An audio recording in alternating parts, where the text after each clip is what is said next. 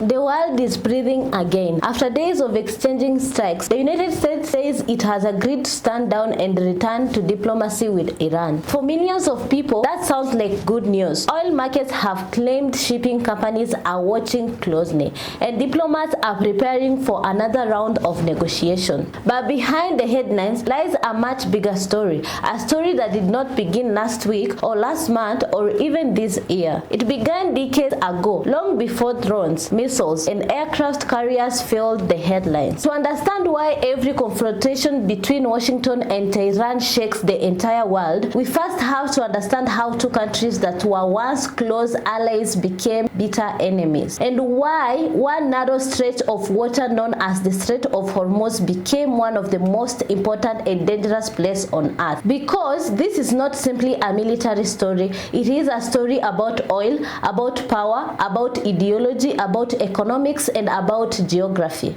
A story where every missile launch can send fuel price rising thousands of kilometers away, and where one political decision can affect millions of ordinary people who have never even heard of the Strait of Hormuz. How did we get here? Believe it or not, there was a time when the United States and Iran were not enemies. In fact, they were strategic partners during the Cold War. Iran was ruled by Shah Mohammad Reza Pahlavi, a monarchy strongly supported by the United States. Washington viewed Iran as a key ally in the Middle East. The country possessed vast oil reserves, occupied a strategic location, and stood firmly against convenient influence. American business invested, military cooperation expanded, Western influence grew. On paper, the relationship appeared strong, but beneath the surface, many Iranians believed their country was being too independent on foreign powers. They accused the Shah of corruption,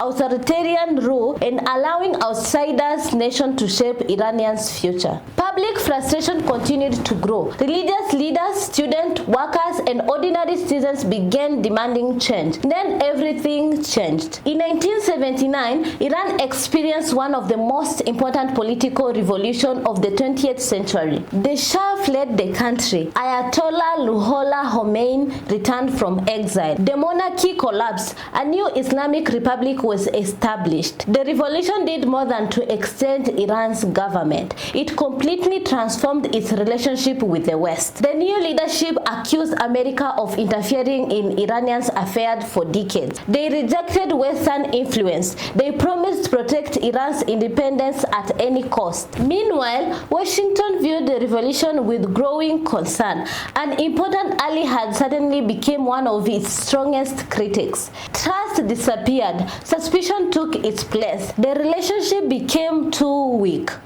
In November 1979, Iran students stormed the United States Embassy in Tehran. More than 50 American diplomats and citizens were taken hostage. They remained captive for 444 days. Across America, television screens broadcast the critics every single night. The hostage crisis became a national trauma. For many Americans, it symbolized humiliation and diplomatic failure. For many Iranians, it represents resistance against foreign interference. Two nations looked at the same event and reached completely different conclusions. The damage of the relationship was enormous. Diplomatic ties were severe. Economic sanctions began to grow. Mutual distrust became permanent. And although the hostages were eventually released, the political wounds never truly healed. Throughout the years that followed, the relationship continued to deteriorate. The United States expanded sanctions. Iran invested heavily in its military and regional influence. Each side accused the other of threatening stability across the Middle East. Washington argued that Iran supported armed groups throughout the region. Tehran argued that America maintained an overwhelmingly military presence too close to its borders. The disagreement extended beyond politics. They touched energy, security, region, trade, and global influence. Every new crisis added another layer to an already complicated relationship. Then, another issue entered the picture: Iran's nuclear program.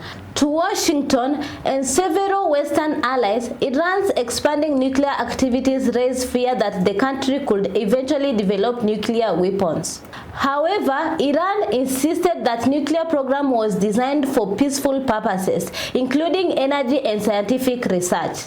Negotiation came and went, sanctions increased, agreement was signed, some later collapsed. Each diplomatic breakthrough was followed by another setback, and every time hope appeared, another crisis pushed both countries back toward confrontation. Today, the rivalry is no longer just about history. It is about military power, economic pressure, regional alliances, and one narrow waterway that carries a significant share of the world's oil supply. The Strait of Hormuz, the place where history, geography, and global economics converge. To understand why every conflict between the United States and Iran matters, we have to look beyond politics. We have to look at geography, more specifically one narrow waterway called the Strait of Hormuz. At first glance, it does not seem extraordinary. It is only about 33 kilometers wide at its narrowest point. But the actual navigable shipping length, they are only 2 miles wide in each direction. Though this tiny needle eye passes rough 20 million of barrels of oil every single day. That is nearly 1/5 of the entire planet's oil consumption and 20% of the world's liquefied natural gas. If this choke point closes, there are not enough pipelines on Earth to bypass the disruption. Every single day, millions of barrels of crude oil leave the Persian Gulf through this narrow corridor. Tankers carry energy supply travel toward Asia, Europe, and other global markets. Countries like Saudi Arabia, Iraq, Kuwait, Qatar, and the United Arabs depend heavily on the routes to export their oil and gas. If the strait were closed, even for a few days, the impact would be immediate. Oil prices could surge, shipping costs would rise, financial markets would react, consumers around the world would eventually feel the effect. For this reason, the Strait of Hormuz is not just important to Iran, it is important to the entire world. Every nation that depends on this energy has an interest in keeping this waterway open. The United States understands the strategic value of this corridor. For decades, the US Navy has maintained a strong military presence in the surrounding waters. America warships regularly patrols the Gulf, working alongside allies to protect commercial shipping and ensure freedom of navigation. Washington argues that international waters must remain open to every nation. Iran sees the situation very different. Its leaders argue that foreign military forces operate too close to Iran territory. From Tehran's perspective, the heavy American presence is viewed as a direct security threat. This difference in perspective creates a constant tension.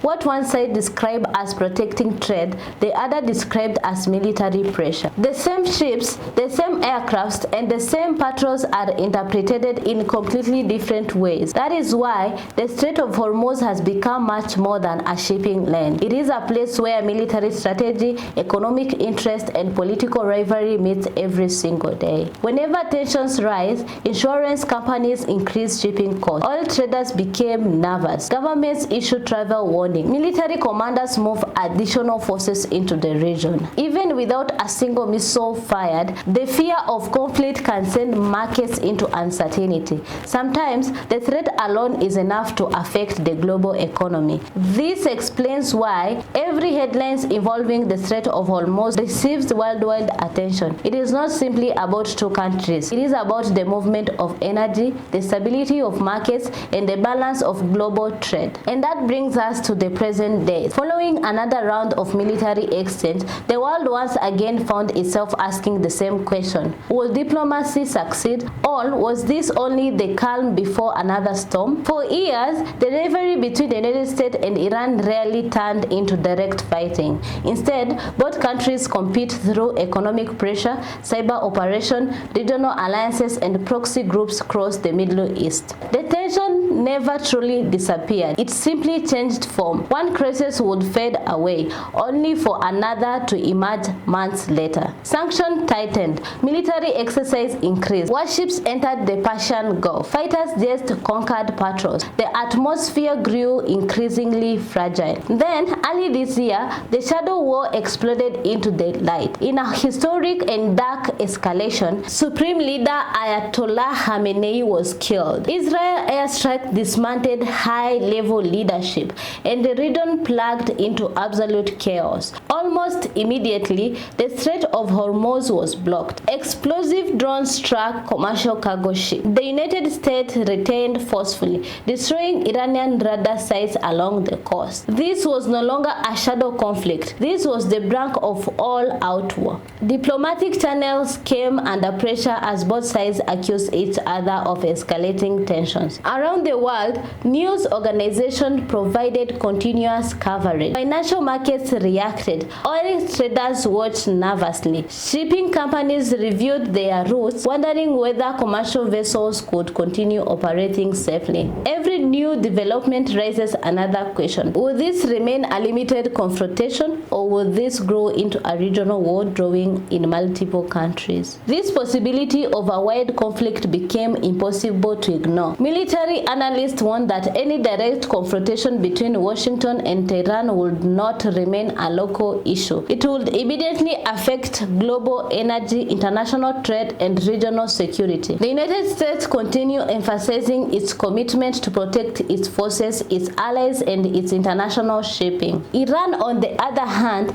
repeatedly stated that it would defend its sovereignty and respond to any military action it considered a violation of its national security. As pressure mounted, both governors found themselves walking a dangerous line. Neither side wanted to appear weak, yet neither side could ignore the enormous cost of allowing the confrontation to spiral out the control. Behind closed doors, diplomats worked urgently. Regional mediators opened communication channels. International partners encouraged restraints, warning that another escalation could have consequences far beyond the Middle East. Eventually, signals of de-escalation began to emerge. Officials indicated a willingness to reduce tension and give diplomacy another opportunity. In June, a fragile 14-point agreement was signed, a desperate 60 days pause. But why did the fighting actually stop? It wasn't about goodwilling or suddenly diplomacy. It was about cold, hard economics. U.S. strategic oil reserves were dangerously low, and domestic fuel prices were skyrocketing. Meanwhile, an economically crippled Iran desperately needed access to its frozen cash. Both sides realized the same terrifying truth. A full-scale war is an incredibly expensive game that neither nation can currently afford. The announcement offered temporary relief. Markets stabilized. Shipping companies continued operations. The immediate fear of wide conflict began to ease. But beneath the tense of relief, one reality remained. The disagreement that had built up over decades had not disappeared. The sanctions were still in place. The political distrust remained deep. Military forces continued operating throughout the region. The ceasefire or stand down did not erase the rivalry. It immediately paused its most dangerous chapter. That is why many experts describe the current situation not as peace but as a fragile moment of strategic restraints. Both countries understand what a full-scale war could cost. The challenge now is whether diplomacy can achieve what decades of confrontation have failed to accomplish. Because in the Middle East, history has shown that peace is often far easier to announce than to maintain. This is a Free Media Network Lens. My name is Bella. Thanks for watching.